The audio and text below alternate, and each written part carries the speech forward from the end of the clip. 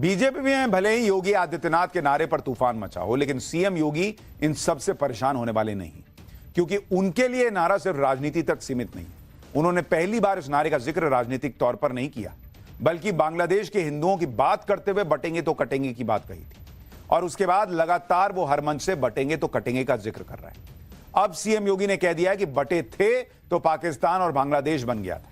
सुनिए सीएम योगी की नई बात। बटे थे तो पाकिस्तान और बांग्लादेश बन गया। बटे थे तो काशी में अपमान झेलना पड़ा था। बटे थे तो बहन बेटियों की इज्जत के साथ खिलवाड़ हुआ था। इसलिए बटे थे तो कटे थे, कटेंगे तो कटेंगे। एक रहना है, एक रहेंगे तो सेफ रहेंगे, नेक रहेंगे। एक रहेंगे तो और यह काम केवल भाजपा कर सकती है। बटेंगे तो कटेंगे वाले नारे से सिर्फ एनडीए में ही हलचल नहीं है, विपक्ष को तो इस नारे से इतना करंट लगा कि सब लोग हाथ धोकर मोदी योगी को टारगेट कर रहे हैं। इस नारे पर सबसे नया हमला उद्धव ठाकरे ने किया, जो कह रहे हैं कि ये महाराष्ट्र लूटेंगे और दोस्तों को बांटेंगे। सुनिए एक बार उद्धव को। लुटेंगे और बांटेंगे, महाराष्ट्र लुटेंगे आणि दोस्तों को बांटेंगे, ही यांची खरी घोषणा आहे। बटेंगे या कटेंगे वगैरह नहीं है। उधर महाराष्ट्र में महायुति और महाविकास अघाड़ी के बीच जारी सियासी संग्राम के बीच हैदराबाद वाले असदुद्दीन ओवैसी भी अलग ही रौला काटे हुए। संभाजीनगर में चुनाव प्रचार के दौरान असदुद्दीन ओवैसी अचानक सब्जी मंडी पहुंच गए, दुकानदारों से मोलभाव करते दिख गए। ओवैसी ने एक के बाद एक कई सब्जियों के दाम पूछे और इसके साथ ही वो जोड़ घटाव भी करते सुनाई दी। हालांकि ऐसा नहीं कि ओवैसी सिर्फ मोलभाव करने के लिए सब्जी मंडी पहुंचे थे, उनको सब्जी नहीं खरीदनी थी। दरअसल उनका मकसद महंगाई के मुद्दे पर महाराष्ट्र सरकार को घेरना था।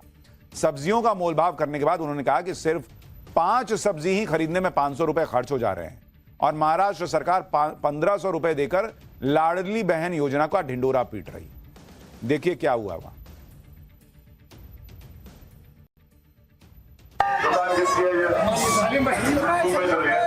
टमाटर कैसा किलो है? ये आलू कैसा किलो है? आलू 40 रुपए हो गया।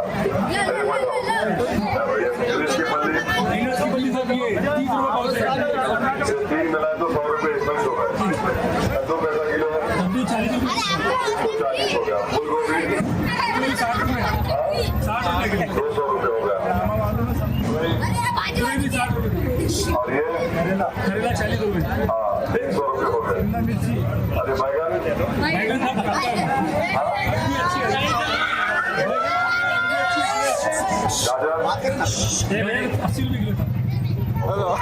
ये अदरक 40 की बहुत है, 70 की आधा किलो।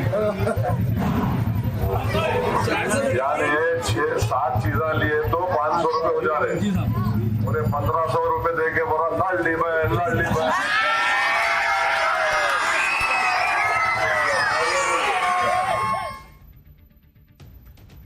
कोई ओवैसी साहब को बताया कि 500 रुपए में 5 सब्जी तो आ रही है, गोश्त लेने जाएंगे तो 600-700 रुपए का आधा किलो मिल रहा है।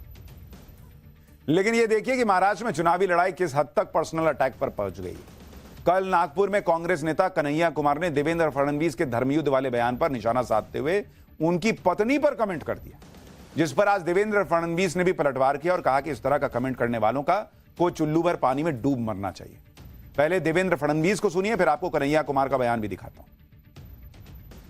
जब कुछ नहीं मिला तो उन्होंने मुझ पर पर्सनल अटैक चालू किए।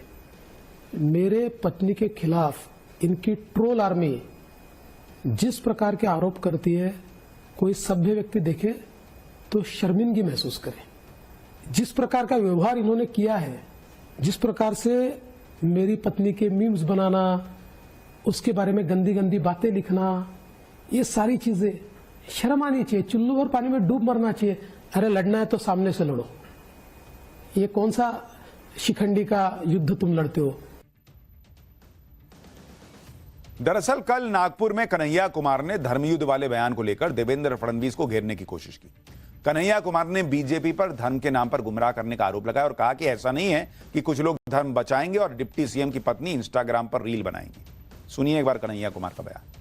जो भी नेता आपके सामने धर्म बचाने का भाषण देता है उससे बस एक बात पूछना है, एक्सक्यूज मी सर, आप धर्म बचाना चाहते हैं, 1 मिनट आपका चाहिए, बस ये बता दीजिए कि धर्म बचाने की इस लड़ाई में आपका बेटा बेटी भी हमारे साथ चलेगा ना? समझे बात को? कि ऐसा तो नहीं होगा कि धर्म बचाने की जिम्मेवारी हमारी और ऑक्सफोर्ड कैम्ब्रिज में पढ़ने की जिम्मेवारी आपके बाल बच्चों की। अगर धर्म बचाना है तो सब मिल करके बचाएंगे। ऐसा तो नहीं होगा ना कि हम लोग धर्म बचाएंगे और जो है डिप्टी सीएम साहब की पत्नी जो है वो इंस्टाग्राम पे रील बनाएंगी। कन्हैया कुमार कोई पहली बार छिछली बात नहीं कर रहे हैं, उनका लेवल ही यही है। लेकिन पॉइंट यह है कि यही कन्हैया कुमार उन लोगों से पूछ पाते हैं जो कश्मीर में बच्चों के हाथ में पत्थर देते हैं कि तुम्हारे बच्चे जो हैं वो कहां पढ़ रहे हैं विदेश में और वहां के बच्चे पत्थर क्यों चलाते हैं। राहुल गांधी से, प्रियंका वाड्रा से पूछ पाते हैं कि जो मीडिया में पूछते हैं कि कितने दलित हैं, कितने ओबीसी हैं जिनको जो यहां पर नौकरी मिली है, अपनी पार्टी में कितनों को वहां साथ में बैठा पा रहे हैं? नहीं पूछ पाएंगे। इसीलिए लेफ्ट से जो है गिरते गिरते गिरते अब कांग्रेस में आए, सोच रहे हैं वहां करियर बन जाएगा। खैर, कन्हैया कुमार के इतिहास में क्या जाना, हम चलते हैं आपको उस इतिहास में लेकर जहां बहुत कुछ ऐसा है जो आपको नहीं पता। पाठशाला में अब अगली क्लास आज ही हुई थी नाथूराम गोडसे को फांसी, लेकिन उसके ठीक पहले जो हुआ था वो सुनकर आप चौंक जाएंगे। अंबेडकर से लेकर गांधी जी के बेटे तक सब गोडसे को फांसी से क्यों बचाना चाहते थे, नाथूराम गोडसे ने क्यों खुद अपनी फांसी रोकने का विरोध किया था, अब इसका चैप्टर।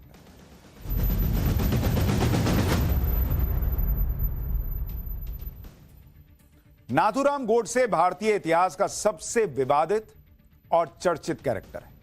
आज ही यानी 15 नवंबर को 75 साल पहले नाथूराम गोडसे को फांसी दी गई थी। महात्मा गांधी की हत्या 30 जनवरी 1948 को गोडसे ने की थी और इसके 1 साल 9 महीने और 15 दिन के बाद गोडसे को फांसी हुई। लगभग 2 साल के दौरान गोडसे ने क्या क्या किया, गोडसे से कौन कौन मिला, केस के दौरान गोडसे ने क्या क्या कहा, आज आपको इसके बारे में सुनना चाहिए। ऐसे ऐसे लोग नाथूराम गोडसे की फांसी रुकवाना चाहते थे जिनके नाम सुनेंगे तो आप शॉक्ड रह जाएंगे। इसमें गांधी जी के बेटे से लेकर बाबा साहब अंबेडकर तक शामिल है। और खुद गोडसे अपनी फांसी नहीं रुकवाना चाहते थे, उन्होंने कहा नहीं चाहिए भाई, मुझे फांसी होने दो। क्यों ऐसा कहा था यह भी बताऊंगा, लेकिन पहले यह बताता हूं कि 30 जनवरी 1948 के बारे में, जब गोडसे ने गांधी जी की हत्या की थी। 30 जनवरी 1948 को महात्मा गांधी दिल्ली के बिड़ला भवन में शाम की प्रार्थना के लिए सभा में जा रहे थे। उसी समय नाथूराम गोडसे ने महात्मा गांधी को गोली मार दी थी। यही वो पिस्टल है जिससे गोली मारी गई थी। गोडसे ने बेरेटा पिस्टल से गांधी जी को 3 गोलियां मारी थी। यह वही बेरेटा पिस्टल है जिससे गोडसे ने गोलियां चलाई। गांधी जी की हत्या से पूरे देश में सनसनी फैल गई थी। नाथूराम गोडसे को फौरन पकड़ लिया गया था। गांधी जी की हत्या में नाथूराम गोडसे के अलावा 8 अन्य लोगों को आरोपी बनाया गया, जिनमें विनायक सावरकर, उनका भी नाम शामिल था। इस तस्वीर में सभी आरोपी दिख रहे हैं। नाथूराम गोडसे और सावरकर के अलावा बाकी आरोपियों के नाम थे नारायण दत्तात्रेय आप्टे, विष्णु रामकृष्ण करकरे, दिगंबर रामचंद्र बड़गे, मदन लाल, कश्मीरी लाल पाहवा, शंकर किश्तैया, गोपाल गोडसे, दत्तात्रेय सदाशिव परचुरे। गांधी जी की हत्या के 3 महीने बाद ट्रायल की शुरुआत हुई, जिसमें आरोपियों पर चार्ज फ्रेम किए गए थे। 13 मई 1948 को सरकार ने नोटिफिकेशन जारी किया, जिसमें कहा गया कि गांधी जी की हत्या का केस लाल किले में चलेगा। लाल किले के एक हिस्से को जेल में बदल दिया गया और इसी जेल की बैरकों में सभी 9 आरोपियों को रखा गया। आरोपियों पर जिन धाराओं में केस चला उनमें आईपीसी के section 109, 114, 115, 120 B, explosive substance act 1908 के सेक्शन 3, 4, 5, 6, आर्म्स एक्ट के 1878 का सेक्शन